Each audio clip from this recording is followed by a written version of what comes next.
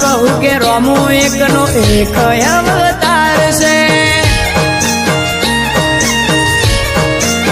હો જેને હાઈટ ના હો કરવા હોય રણુજા જવું પડે જેને રોમા પીરની મેર થાય એને મોઘવારી ના